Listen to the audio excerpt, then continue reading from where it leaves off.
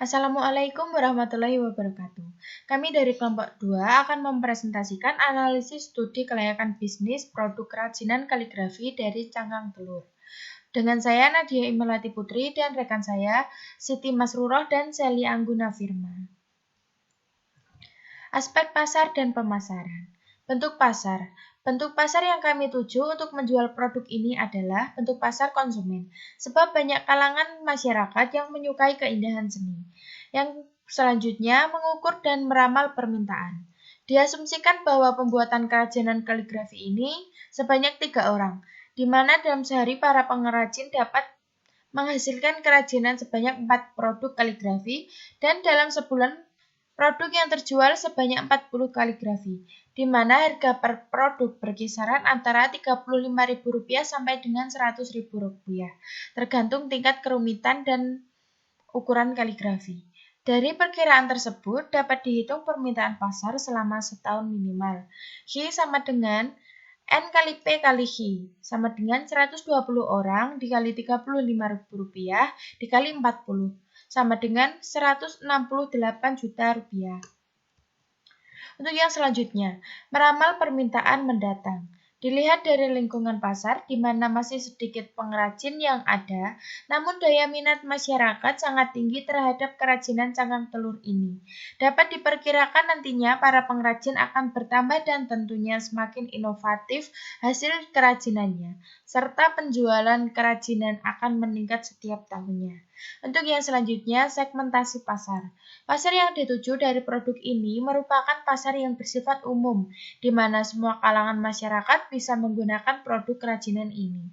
Yang selanjutnya, targeting pasar.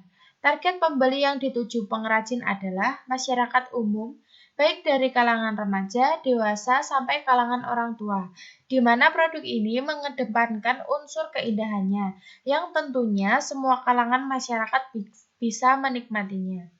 Yang selanjutnya, positioning. Produk ini merupakan produk yang ramah lingkungan, di mana produk ini dihasilkan dari memanfaatkan cangkang telur yang biasanya hanya dibuang dan dianggap sepele oleh kebanyakan orang. Namun, dengan sentuhan kreativitas, sampah cangkang telur pun bisa berubah menjadi produk yang memiliki nilai seni, sekaligus memiliki nilai jual yang tinggi, sehingga bisa merubah persepsi masyarakat bahwa limbah rumah tangga yang dianggap sepele pun bisa berubah menjadi pajangan yang bernilai. Untuk yang selanjutnya, analisis persaingan. Analisis ini berkaitan dengan SWOT, yaitu yang pertama, strike. Yang A, pemasaran sudah menggunakan media online. B, produk dibuat dengan manual sehingga sangat rapi dan detail. C, karyawan yang memiliki jiwa seni dan kreativitas yang tinggi. D, dapat menangani setiap kasus dan permintaan pelanggan secara fleksibel. E, dapat melayani berbagai macam bentuk tulisan kaligrafi. F, harga yang ditawarkan tidak terlalu tinggi dengan tetap mempertahankan kualitas yang baik. Yang kedua, weakness. A, sedikit sulit mendapatkan cangkang telur dengan kualitas baik. B, kurangnya promosi lewat media sosial dan online. C, lokasi yang agak tersembunyi dari jalan raya. D, sulitnya mencari karyawan yang memiliki jiwa seni. Yang ketiga, opportunity. A, media sosial membantu memperkenalkan kerajinan cangkang telur tersebut dengan bentuk yang kekinian. B, permintaan pasar yang terus-menerus ada. D, masyarakat Indonesia yang cukup konsumtif terhadap kesenian, khususnya pencinta seni. Yang selanjutnya, trade adalah A, adanya penawaran harga yang lebih murah. B, kenaikan harga bahan baku karena terbatasnya persediaan. C, adanya variasi bentuk yang lebih menarik meski tanpa memikirkan kualitas bahan.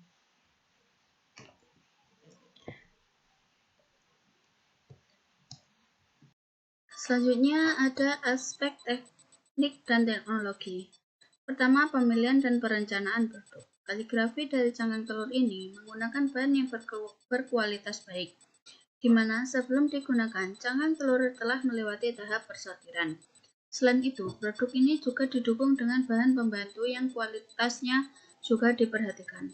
Proses pembuatan kerajinan ini membuat ketelitian dan ketekunan yang tinggi, sebab seluruh prosesnya dilakukan secara manual, mulai dari pembersihan cangkang telur, pembuatan desain kaligrafi, penempelan cangkang telur, hingga tahap pewarnaan agar menarik. 2. Pemilihan teknologi.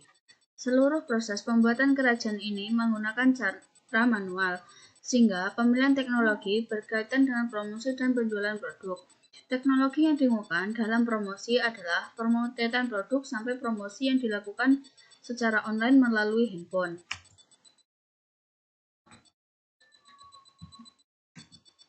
Selanjutnya, perencanaan jumlah produksi.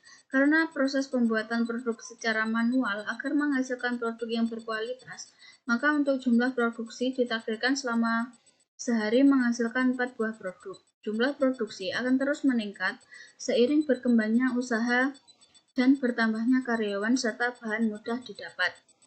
3. Perencanaan tata letak. Tata letak sangat menunjang pekerjaan menjadi kondusif.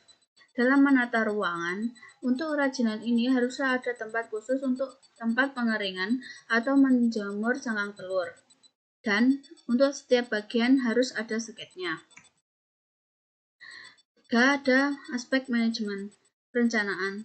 Tahapan awal dari produsen untuk kelangsungan usaha di mana terdiri dari A. Rencana jangka panjang, memperluas jangkauan penjualan dan menambah inovasi bentuk kaligrafi yang unik-unik. B. Rencana jangka menengah, mendapatkan keuntungan yang tinggi dan pelanggan tetap. C. Rencana jangka pendek, diharapkan setiap harinya dapat menjual minimal 2 produk kaligrafi. Pengorganisasian. Pengelompokan para karyawan menjadi beberapa divisi-divisi yang akan menunjang manajemen usaha produk ini, yaitu dengan membagi kelompok-kelompok sesuai dengan kebutuhan. Tindakan. Setiap anggota yang telah dikelompokkan akan diberikan tugas dan tanggung jawab sesuai kemampuannya. Pengawasan. Adanya pengawasan dari atasan serta setiap bulannya dilakukan evaluasi untuk perbaikan kinerja. Selanjutnya, aspek sumber daya manusia. Pertama, perencanaan sumber daya manusia. Perencanaan yang akan kami tetapkan adalah penentuan kualitas dan kuantitas sumber daya manusia yang akan direkrut telah disesuaikan dengan rencana yang menyeluruh dari tempat kerajinan kami. Jumlah tenaga kerja yang kami rencanakan adalah sebanyak 3 orang, yaitu A. Divisi keuangan 1 orang dengan gaji per A 1 juta. B. Divisi produksi 3 orang dengan gaji per A 1 juta. C. Divisi pemasaran 1 orang dengan gaji per A 1 juta. Pemberian penghargaan karyawan. Pemberian kompensasi kepada karyawan yang memiliki keahlian dan kecepatan dan mampu menjualnya secara cepat diberi 4% dari laba yang diperoleh. Keselamatan kerja. Karyawan akan diberi libur sebanyak 5 kali dalam sebulan dan bebas mengambil libur kapan sesuai dengan yang mereka mau. Slide berikutnya mengenai aspek finansial. Rencana keuangan. Rencana keuangan mencakup seluruh masalah keuangan bisnis yang akan dianggarkan setiap 3 bulan sekali guna untuk memperbaiki masalah keuangan. Kedua, rencana kebutuhan keuangan untuk menunjang dalam proses penganggaran dana untuk mengembangkan bisnis ke depannya lagi. Yang selanjutnya yaitu aspek yuridis.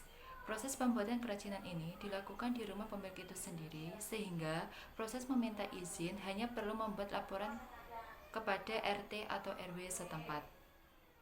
Slide berikutnya mengenai aspek ekonomi, sosial, dan politik. Dengan didirikannya usaha kerajinan kaligrafi dari cangkang telur ini akan berdampak pada perekonomian masyarakat, di mana dengan adanya usaha atau bisnis ini akan membawa akibat secara khusus terhadap struktur ekonomi masyarakat, di mana pendapatan rata-rata pekerja akan meningkat dengan gaji yang diterimanya, ditambah dengan bonus-bonus dan penghargaan terhadap karyawan yang berprestasi. Dan dampak sosial yang akan dialami yaitu dengan adanya pendirian bisnis kerajinan ini akan membantu masyarakat dalam memanfaatkan limbah rumah tangga yang sudah tidak dipakai menjadi kerajinan yang mempunyai nilai jual dan memiliki nilai estetika yang tinggi. Hal ini juga membantu program pemerintah dalam mengurangi masalah sampah yang tidak digunakan lagi dan akan membawa perubahan tingkat pengetahuan dan perilaku kehidupan. Berikutnya mengenai aspek lingkungan hidup. Usaha kerajinan ini berada di Jalan Martani Bangunsari Pacitan yang berada di dekat penyuplai bahan pembantu kerajinan serta berada di dalam lingkup masyarakat yang akan membantu mengurangi limbah produk rumah tangga yang sudah tidak digunakan lagi berupa cangkang telur. Sehingga usaha ini dapat juga membantu melestarikan lingkungan dan mengurangi pembuangan sampah. Berikutnya kami akan memaparkan tentang aspek keuangan akuntansi. Diawali dari estimasi laporan laba rugi. Estimasi ini untuk 5 tahun berjalan. Pada tahun pertama, penjualan kami sebesar 48 juta dan HPP sebesar 15.300. Diperoleh laba total sebesar 32.700 rupiah. Dan untuk total biaya-biaya sebesar 24 juta, di mana terdiri dari biaya transportasi sebesar 2.400.000, biaya listrik sebesar 1.200.000, biaya pemasaran sebesar 1.200.000 dan biaya gaji sebesar 19.200.000. Sehingga diperoleh laba bersih sebelum pajak sebesar 8.700.000 rupiah dan dipotong pajak sebesar 15%, maka diperoleh laba bersih setelah pajak sebesar 7.395.000. Pada tahun bersih setelah pajak yaitu 7.429.000 rupiah dan pada tahun ketiga mengalami peningkatan pula laba bersih setelah pajak menjadi 10.336.000 rupiah dan pada tahun keempat tidak mengalami perubahan namun masih sama seperti pada tahun ketiga yaitu laba bersih setelah pajak sebesar 10.336.000 rupiah dan pada tahun kelima mengalami peningkatan lagi menjadi laba bersih setelah pajaknya sebesar 27.965.000 rupiah. Berikutnya kami akan memaparkan tentang estimasi penyusutan. Perusahaan ini mengeluarkan investasi sebesar 150 juta dan untuk menjalankan bisnisnya menggunakan umur ekonomis 5 tahun dan tingkat suku bunga yang diinginkan sebesar 10%. Perhitungannya sebagai berikut. Investasi yang dikeluarkan sebesar 150 juta rupiah, di mana kumulatif aliran kasnya min 150 juta rupiah dan diasumsikan pada tahun pertama perusahaan ini mendapatkan proyek sebesar 80 juta, di mana min 150 juta rupiah kumulatif aliran kasnya ditambah dengan aliran kas masuk sebesar 80 juta masih min 70 juta rupiah. Dan pada tahun kedua diasumsikan mendapatkan proyek sebesar 50 juta, di mana 20 juta. Dan pada tahun ketiga mendapatkan masukan sebesar 40 juta, kumulatif aliran kasnya sudah menjadi 20 juta rupiah. Di mana pada tahun ketiga ini perusahaan sudah mendapatkan kelebihan modal, sudah balik modal. Dan pada tahun keempat mendapatkan proyek sebesar 30 juta, di mana 20 juta ditambah dengan 30 juta rupiah, kumulatif aliran kasnya berubah menjadi 50 juta dan pada tahun kelima mendapatkan proyek sebesar 20 juta dan kumulatif aliran kasnya berubah menjadi 70 juta rupiah. Di mana perusahaan ini sudah dapat mengembalikan modal terjadi pada antara tahun kedua dan ketiga. Sehingga dari perhitungan ini dapat dilihat bahwa untuk mengembalikan modal perusahaan ini membutuhkan waktu 2 tahun 6 bulan 2 hari. Berikutnya, perhitungan tentang tingkat suku bunga yang diinginkan, di mana aliran kasnya terdiri dari investasi yang dikeluarkan sebesar 150 juta, proyek tahun pertama 80 juta, proyek tahun kedua 50 juta, proyek tahun ketiga 40 juta rupiah, proyek tahun keempat 30 juta rupiah, dan proyek tahun kelima 20 juta rupiah. Dari perhitungan ini dapat dilihat PF prosetnya sebesar 177.008.000 rupiah dan PF outlays atau investasi yang dikeluarkan sebesar 150 juta rupiah. Di sini PI sama dengan PF proset dibagi dengan PV outlays, di mana didapatkan nilai sebesar 1,8 Bisnis ini sudah layak untuk diterima karena PI lebih besar dari 1. Dan untuk perhitungan NPV-nya sama dengan PV proset dikurangi inisial investasi.